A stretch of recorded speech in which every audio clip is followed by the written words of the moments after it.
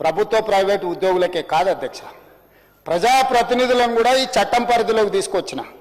ప్రజాప్రతినిధులుగా గొప్ప గొప్ప ఉపన్యాసాలు ఇచ్చేటోళ్ళు కూడా కన్న తల్లిదండ్రుల పట్ల బాధ్యత నిర్వహించిన వాళ్ళని కూడా నా కళ్ళతో చూసిన అధ్యక్ష. అందుకే ఈరోజు ఈ చట్టం ప్రజాప్రతినిధులతో పాటు ప్రభుత్వ ఉద్యోగులతో పాటు ప్రైవేటు ఉద్యోగులతో పాటు ఎవరెవరికైతే తల్లిదండ్రులకు పిల్లలు ఉన్నారో, పిల్లలు స్వార్థం కోసం స్వార్థంతో కూడుకున్న ఆలోచనతోని తల్లిదండ్రులను నిర్లక్ష్యం చేసినరో ఆ పిల్లలకు గుణపాఠం చెప్పడానికే ఈ చట్టం తెచ్చినాం అధ్యక్ష. ఒక కలెక్టర్ దగ్గర, ఒక ప్రభుత్వ అధికారి దగ్గర నా కొడుకు నన్ను సరిగ్గా చూసుకుంటలేడు అని ఒక అప్లికేషన్ పెట్టిందంటే ఆ వ్యక్తులను సమాజం అంతా బహిష్కరించాల్సిన అవసరం ఉంది అధ్యక్ష.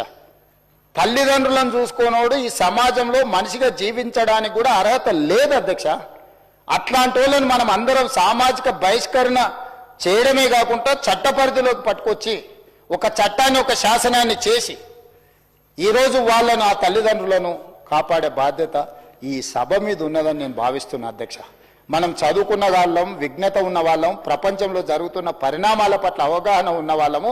ఈనాడు ఈ చట్టం చేయడం ద్వారా కొంతైనా ఆ వృద్ధ తల్లిదండ్రుల కోసం మనం అండగా నిలబడ్డాము. ఇదొక భరోసా, విశ్వాసం.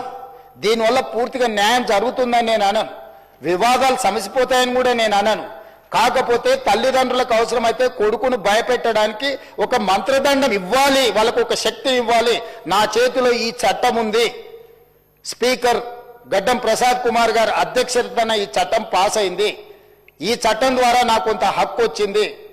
బాధ్యత లేని కొడుకును ఈ చట్టం ద్వారా అవసరం అనుకుంటే నియంత్రిస్తా అని ఆ వృద్ధ తల్లిదండ్రులకు ఒక నమ్మకం, విశ్వాసం, జీవితం చరమాంకంలో ఒక నమ్మకం, విశ్వాసం కల్పించడానికి ఈరోజు ఈ చట్టాన్ని తీసుకొచ్చినాం అధ్యక్ష. మనందరం ఈ